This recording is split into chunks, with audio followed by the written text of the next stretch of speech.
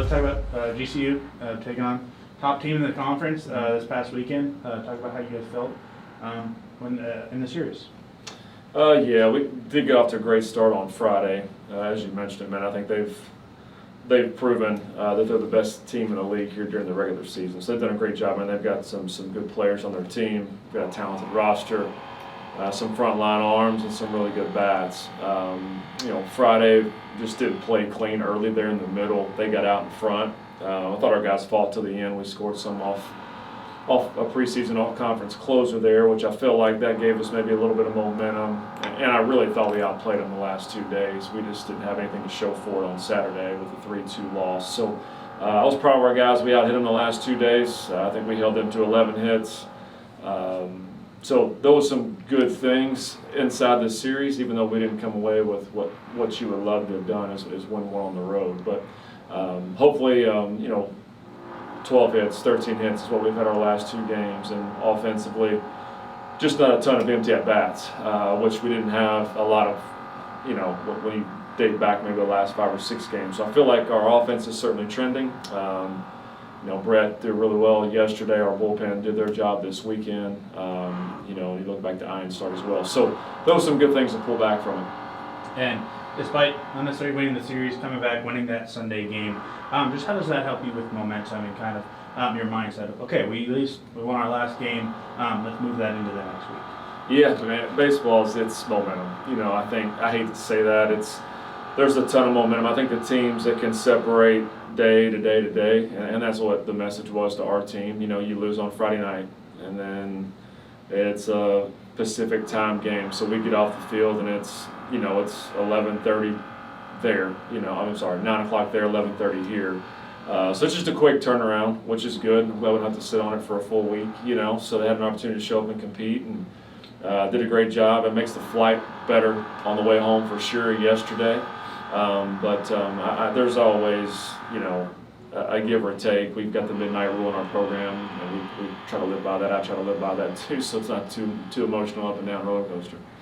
And then going into this weekend, Seattle, it's senior day, senior kind of weekend. How important is it that not only the series, but also celebrating the seniors will help kind of build this program up? Yeah, I think a big notch yesterday that, not that you celebrate it, but 30 wins is a milestone in college baseball. That was our fourth. Our 30 yesterday. It was our 4th consecutive year at 30. So there's some growth in that regard. I continue to kind of stack those years on top of years. When you look at the WAC, it's a 30-game schedule. We're down to our last 3, sitting in 2nd, 3rd place, I guess, or potentially can finish in 2nd, 3rd, 4th, or below, if we don't play well. So I think it always comes down to the last weekend.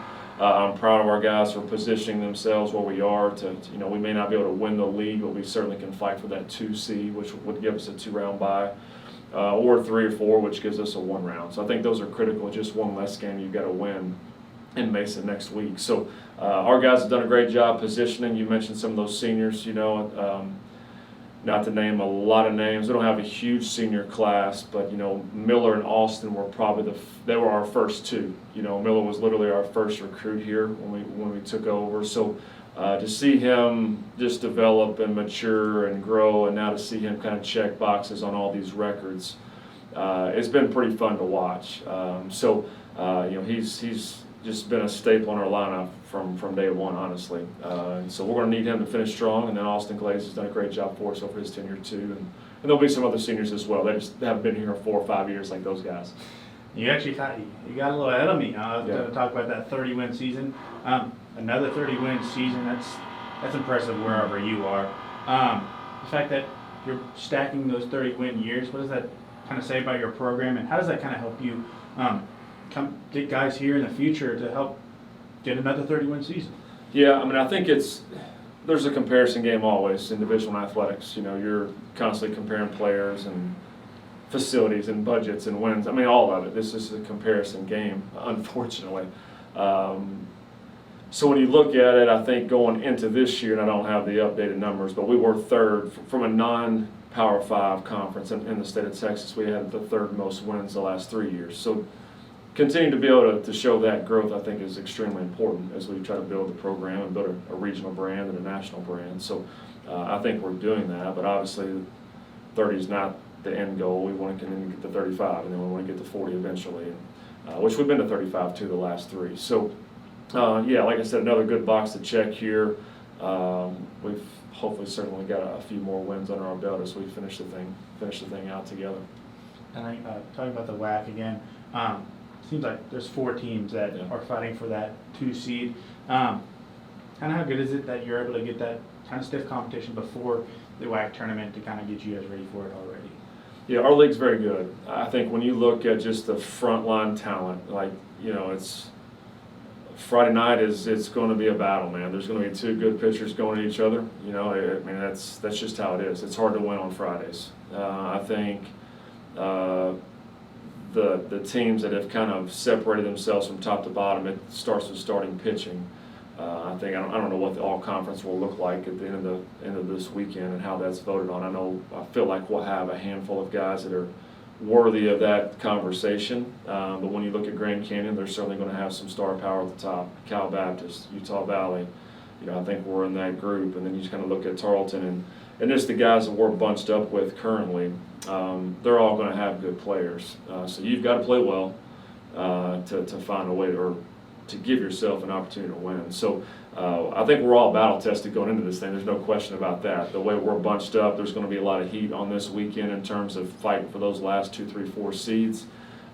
So there's just so many different layers to the last weekend. You're 1 day short, playing Thursday, Friday, Saturday, and then you fast forward to next week. Potentially you could play on Tuesday. So managing your pitching staff's no fun. These weekends aren't very fun when you're trying to preserve arms and keep guys right. So anyway, we'll see how it plays out.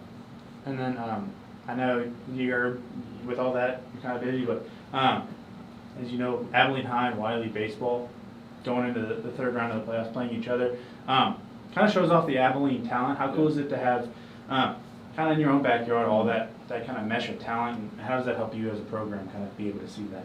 Yeah, it's great, man. Like, I think Abilene is a really good baseball community.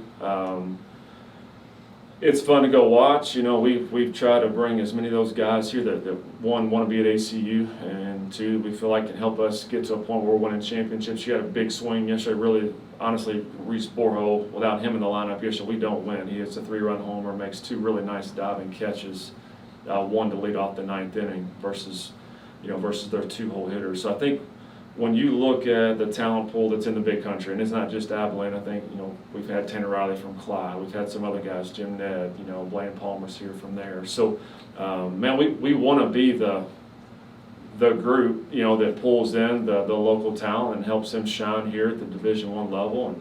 And it's certainly great to see those guys. I think we've been gone, but I feel like they're playing here. Actually, at AC, I think we may be potentially hosting them. I'm not sure that's confirmed yet or not. So that'll be another layer to it for those guys to play here on our field, and for us to be able to watch and stuff for our last weekend series. So good luck to both those teams, man. We don't have a favorite. We can't have a favorite this weekend. So pulling for both of them. They're playing at McMurray. They're playing at McMurray. Okay. Because you guys have your senior day. Yeah, fair enough. But yeah, I mean, that's kind of cool.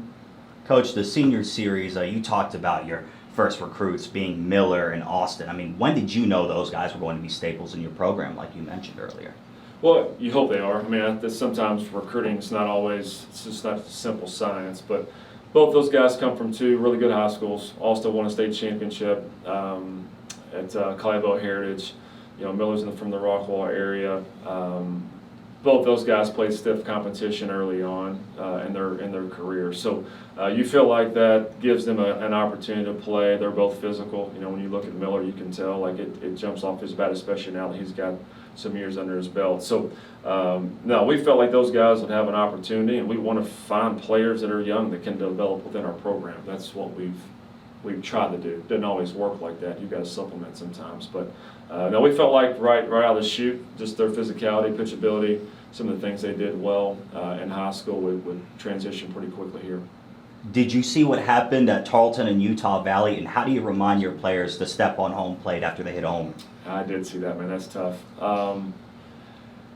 Yeah, I don't know. I think it's the second time I've seen that this spring. So, yeah, you hope, you just know to finish the play and touch home. And I get the celebration sometimes gets in the way. I can certainly see it, but just a normal missed home plates, that's a tough one. That's a tough one on a coach right there. That's a tough one. Thank you, Coach.